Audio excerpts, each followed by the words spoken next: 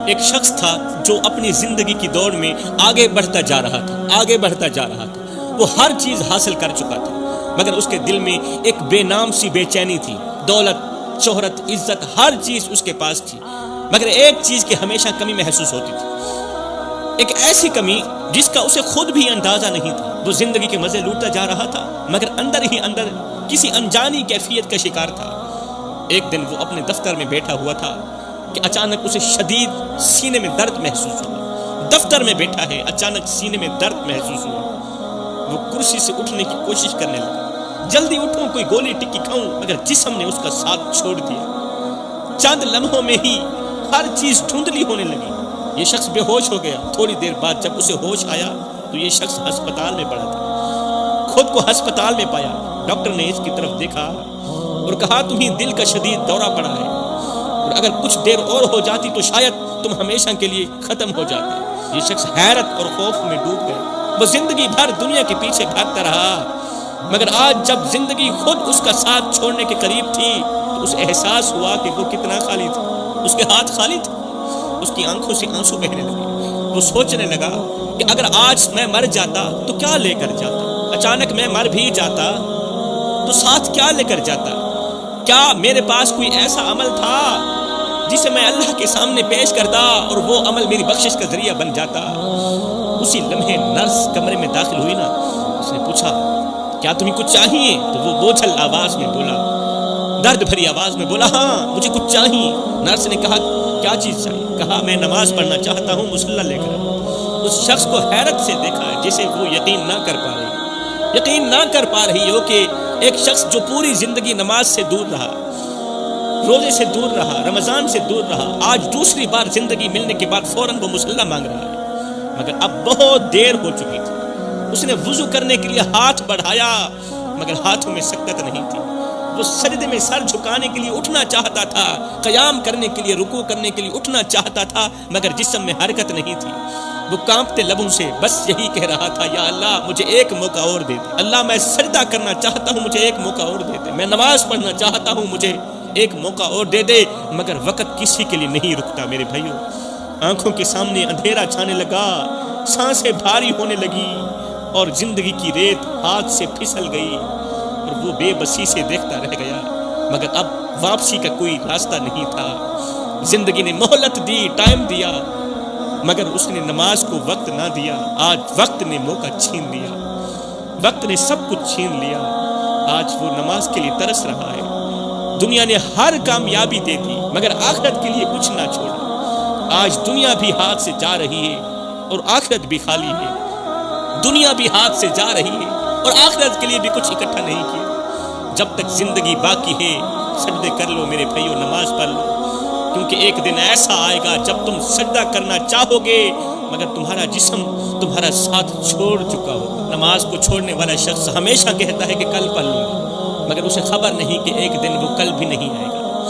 حضرت سیدنا علی المرتضیٰ شیر خدا فرماتے ہیں، 5ویں نصیحت، بیوی کو دل کی پاکیزگی اور دوسروں کے حق میں خیر خواہی کی تلقین کرو۔ اگر تمہاری بیوی رمضان میں بھی دوسروں کے لیے حسد، بغض اور کینہ دل میں رکھے ہوئے ہے، اگر وہ دوسروں کی خوشیوں کو دیکھ کر جلن محسوس کرتی ہے، اگر وہ اپنے دل میں نفرتیں پالتی ہے اور دوسروں کو معاف نہیں کرتی، تو جان لو وہ روزہ رکھ کر بھی صرف بھوکی پیاسی رہ رہی ہے، مگر روزے کا ثواب نہیں ملے گا۔ میں دعا کرتا ہوں اللہ تعالی ہمیں رمضان کا ادب و احترام کرنے کی توفیق عطا فرمائے، آمین ثم آمین، وما علینا الا البلاغ۔ خدارا میرے بھائیوں، رمضان سے پہلے اپنی فیملی کو، اپنے بچوں کو، خصوصاً اپنی بیوی کو یہ 5 نصیحتیں ضرور کرنا۔ یہ میں نہیں بتا رہا، یہ سیدنا علی المرتضیٰ شیر خدا کرم اللہ وجہ الکریم کا فرمان ہے۔ اگر تمہاری بیوی ان 5 گناہوں میں مبتلا رہی، اگر تم نے اپنی بیوی کو 5 نصیحتیں نہ کی تو یاد رکھنا تمہاری بیوی کو ہو سکتا ہے ثواب کی جگہ گناہ ملے، پھر تمہاری بیوی کی کوئی بھی عبادت قبول نہیں ہوگی، تمہارے بچوں کی کوئی بھی عبادت قبول نہیں ہوگی۔ کبھی سوچا ہے وہ لمحہ جب رمضان کا چاند نظر آئے گا، جب رحمتوں کی برسات ہوگی، جب جنت کے تمام دروازے کھول دیے جائیں گے اور جہنم کے تمام دروازے بند کر دیے جائیں گے، کبھی سوچا ہے تمہاری بیوی اس وقت کس حال میں ہوگی؟ اللہ اکبر! کیا تم نے کبھی اپنی بیوی کو یہ یاد دلایا ہے کہ رمضان صرف روزے رکھنے کا نام نہیں ہے، رمضان صرف بھوکا رہنے کا نام نہیں، بلکہ یہ وہ مہینہ ہے جہاں اللہ اپنے بندوں کو جہنم سے نجات دیتا ہے۔ اللہ فرماتا ہے یقیناً وہی لوگ کامیاب ہوئے جنہوں نے اپنے نفس کو پاک کر لیا، اپنے اندر کو پاک کر لیا۔ مگر اگر تم نے اپنی بیوی کو اس پاکیزگی کا سبق نہ دیا جو میں تمہیں بتانے والا ہوں یا جو اللہ نے فرمایا ہے، اگر تم نے اپنی بیوی کو اس پاکیزگی کا سبق نہ دیا، اگر تم نے اسے یاد نہ دلایا کہ رمضان کے ان قیمتی لمحوں میں اس کی عبادت کیسی ہونی چاہیے، اگر تم نے اسے سبق نہ دیا تو یاد رکھنا کہیں ایسا نہ ہو کہ وہ ان رحمتوں سے محروم رہ جائے، تمہاری بیوی رحمتوں سے محروم رہ جائے، رمضان کی برکتوں سے محروم رہ جائے، اور تم قیامت کے دن افسوس کرو کہ کاش میں نے وقت پر اپنی بیوی کو سمجھایا ہوتا۔ یاد رکھو میرے بھائیو، عورت کے کردار کی مضبوطی پورے گھر کو جنت بنا سکتی ہے، یہ حقیقت ہے۔ عورت کے کردار کی مضبوطی، عورت کے حیا کی مضبوطی پورے گھر کو جنت بنا سکتی ہے، اور اس کی غفلت پورے خاندان کو گمراہی کے اندھیروں میں دھکیل سکتی ہے، یہ حقیقت ہے۔ کیونکہ عورت کا سب سے بڑا زیور اس کی حیا ہے، عورت کا سب سے بڑا زیور اس کی حیا ہے، اور مرد کی سب سے بڑی کامیابی اس کی نیک بیوی ہے، اس کی بیوی کی نیکی ہے۔ اگر تم نے اپنی بیوی کو وقت پر نہ سمجھایا، وقت پر سبق نہ دیا، وقت پر درس نہ دیا، اگر تم نے اسے نہ بتایا کہ رمضان کا ایک ایک لمحہ بہت زیادہ قیمتی ہے، سونے سے بھی زیادہ قیمتی ہے، ہیرے چاندی سے بھی زیادہ قیمتی ہے، تو پھر یاد رکھنا اس کا حساب تم سے بھی لیا جائے گا۔ کل قیامت کے دن بیوی کا حساب تم سے بھی لیا جائے گا، کیونکہ جس گھر میں دین نہیں وہاں دنیا بھی بے برکت ہو جاتی ہے، اور جس دل میں اللہ کا خوف نہ ہو وہاں سکون کبھی نہیں آتا۔ سوچو اگر تمہاری بیوی آج غفلت میں ہے، غفلت میں ڈوبی ہوئی ہے، اگر اس کی عبادت کمزور ہے، اگر وہ رمضان کی عظمت کو نہیں سمجھ پاتی، تو کیا تم اس کے لیے قیامت کے دن جواب دہ نہیں ہوگے؟ کیا اللہ تم سے جواب نہیں لے گا؟ کہیں ایسا نہ ہو کہ شیطان تمہیں بہلا کر غفلت میں ڈال دے، اور جب تم ہوش میں آؤ تو وقت نکل چکا ہو۔ حضرت سیدنا علی مرتضیٰ شیر خدا کرم اللہ وجہ الکریم سے پوچھا گیا، حضرت جلدی بتائیں وہ کون سی 5 نصیحتیں ہیں جو رمضان کے آنے سے پہلے پہلے اپنی فیملی کو کرنی چاہیے، بیوی کو کرنی چاہیے؟ سیدنا علی مرتضیٰ شیر خدا نے فرمایا، پہلی نصیحت بیوی کو حیا اور پاکیزگی کا درس دو۔ رمضان کے آنے سے پہلے پہلے تم پر لازم ہے، تم پر فرض ہے، رمضان کے آنے سے پہلے پہلے اپنی بیوی کو، اپنی ماں کو، اپنی بہن کو، اپنی بیٹی کو پاکیزگی کا درس ضرور دو، حیا اور پاکیزگی کا درس۔ اگر تمہاری بیوی رمضان میں بھی پردے سے غافل ہے، رمضان میں بھی ٹک ٹاک کی ویڈیو بناتی ہے، اگر وہ اپنی زبان کو بیہودہ باتوں سے نہیں روک رہی، اگر وہ اپنی نظریں جھکانے کے بجائے، حیا والی نظریں جھکانے کے بجائے دوسروں کو دیکھنے میں مصروف ہے، اگر تمہاری بیوی نظریں جھکانے کے بجائے دوسروں کو دیکھنے میں مصروف ہے، تو جان لو کہ شیطان نے اس کے دل میں وسوسہ ڈال دیا ہے، کیونکہ اللہ کا فرمان ہے، بے شک جو لوگ پاکیزگی اختیار کرتے ہیں اللہ ان سے بہت زیادہ محبت کرتا ہے۔ ہمیشہ اللہ تعالیٰ پاک لوگوں سے ہی محبت کرتا ہے۔ کیا تم نے کبھی بیوی کو بتایا کہ رمضان صرف کھانے پینے سے رکنے کا نام نہیں ہے، بھوکا رہنے کا نام نہیں ہے، پیاسا رہنے کا نام نہیں، بلکہ دل، نظر اور زبان کی پاکیزگی کا نام بھی ہے۔ یہ دل، نظر اور زبان کی پاکیزگی کا مہینہ ہے۔ کیا تم نے بیوی کو یاد دلایا کہ اگر اس نے رمضان میں بھی اپنی حیا کو محفوظ نہ رکھا، اگر تمہاری بیوی نے رمضان المبارک کے بابرکت مہینے میں بھی اپنی غیرت کو محفوظ نہ رکھا، تو کیا وہ اللہ کی محبت حاصل کر سکے گی؟ اپنی بیویوں کو بتاؤ، بچوں کو بتاؤ، بیٹیوں کو بتاؤ، اگر تم نے رمضان میں بھی اپنی حیا کو محفوظ نہ رکھا تو پھر یاد رکھنا تم اللہ کی محبت کو ہرگز حاصل نہیں کر سکو گے، رمضان کے روزے رکھ کر بھی اللہ کی محبت کو نہیں پا سکو گے۔ میرے رسول کریم صلی اللہ علیہ وآلہ وسلم نے فرمایا، حیا ایمان کا حصہ ہے، اور اگر عورت کی حیا ختم ہو گئی تو پھر اس کا ایمان بھی خطرے میں پڑ سکتا ہے۔ عورت کی حیا ختم ہو گئی تو عورت کا ایمان خطرے میں پڑ سکتا ہے، کیونکہ حیا ایمان کا حصہ ہے۔ حیا وہ روشنی ہے جو عورت کے کردار کو چمکا دیتی ہے۔ حیا وہ روشنی ہے جو تمہاری عورتوں کے کردار کو چمکا دیتی ہے، اور بے حیائی وہ اندھیرا ہے جو اس کے نصیب کو برباد کر دیتا ہے۔ اگر بیٹیوں کا اچھا نصیب چاہتے ہو، اگر بہنوں کا اچھا نصیب چاہتے ہو تو حیا کا درس دو۔ اگر تم نے اپنی بیوی کو یہ نہ بتایا کہ رمضان کا پہلا سبق ہی حیا ہے، رمضان کا پہلا سبق ہی حیا ہے، تو تم نے اس کا حق ادا نہیں کیا۔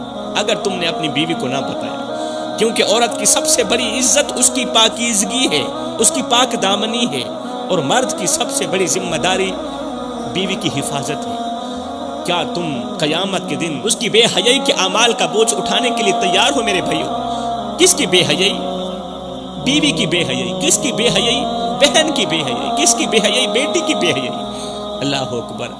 آپ حیران ہو رہے ہوں گے، شاہ جی کس طرح کی باتیں کر رہے ہیں، کس طرح کی باتیں کر رہے ہیں۔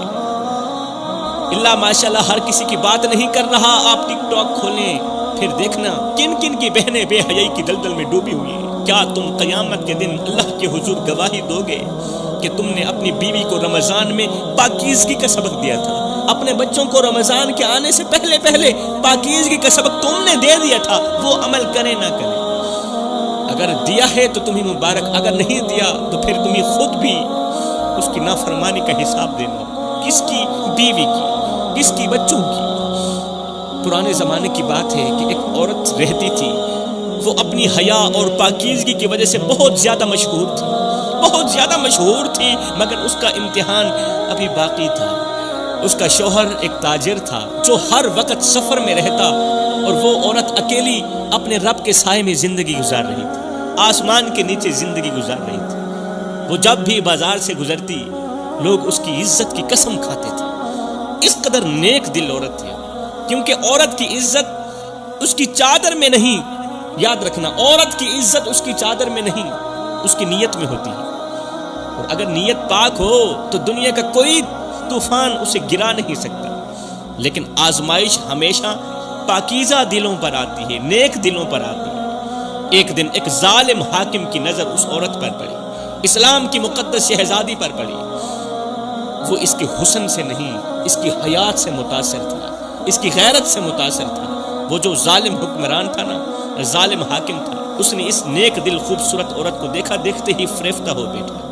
اللہ اکبر! کیونکہ وہ جانتا تھا کہ جو چیز دنیا میں کامیاب ہے وہی سب سے زیادہ قیمتی ہے۔ سب سے زیادہ قیمتی چیز ہوتی ہے وہ جو دنیا میں کامیاب ہے۔ اس نے ہر طریقے سے اس عورت کو خریدنے کی کوشش کی، خوبصورت عورت کو ہر طریقے سے خریدنے کی کوشش کی، دولت، طاقت، وعدے، حتیٰ کہ دھمکیاں بھی دی، مگر وہ عورت ایک چٹان کی طرح ایک ہی جگہ پر کھڑی رہی۔ وہ جانتی تھی کہ جو عورت دنیا کے خوف سے جھک جائے وہ اللہ کے ہاں کبھی بلند نہیں ہو سکتی۔ جو عورت دنیا کے ڈر سے جھک جائے نا، وہ کبھی بھی اللہ کے حضور بلند نہیں ہو سکتی۔ اور جو عورت اللہ کے خوف میں جینا سیکھ لے، دنیا اس کے قدموں میں گرنے پر مجبور ہو جاتی ہے۔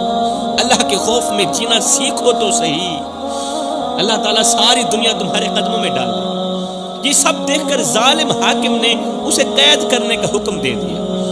جب اس عورت نے ٹس سے مس ہی نہ کیا، بار بار انکار کرتی رہی کہ میں تم جیسے ظالم حاکم سے شادی کرنا گوارا نہیں کرتی، یہ سب کچھ سن کر، جان کر، دیکھ کر ظالم حاکم نے اسے قید کرنے کا حکم دے دیا۔ دن مہینوں میں بدلے، دن مہینوں میں بدلے، مگر اس نے اپنی عزت پر آنچ نہ آنے دی۔ قید میں رہنے کی وجہ سے، بند کوٹھی میں رہنے کی وجہ سے عورت کا جسم کمزور ہو گیا، عرصہ گزر گیا، قید میں رہی، چہرہ مرجھا گیا مگر اس کی روح چمکتی رہی۔ چہرہ سیاہ ہو گیا مگر روح 14ویں رات کے چاند کی طرح چمکتی رہی۔ آخر کار اس کی استقامت نے ظالم کو توڑ کے رکھ ہی دیا۔ نیک دل عورت کی استقامت نے، اس کے صبر نے، اس کی طاقت نے ظالم کو توڑ دیا۔ جب وہ قید سے آزاد ہوئی تو لوگ حیران تھے کہ ایک کمزور عورت نے طاقتور ظالم کو کیسے شکست دی۔ وہ عورت مسکرائی جب قید سے آزاد ہوئی نا، جب جیل سے باہر نکلی تو وہ عورت مسکرائی، مسکرا کر کہنے لگی کہ عورت کی سب سے بڑی طاقت اس کا حسن نہیں، اس کی حیا ہوتی ہے۔ عورت کی سب سے بڑی طاقت اس کی خوبصورتی نہیں ہے، اس کی حیا ہوتی ہے۔ اور جس نے اپنی حیا بیچ دی اس کے پاس کچھ بھی باقی نہیں رہا۔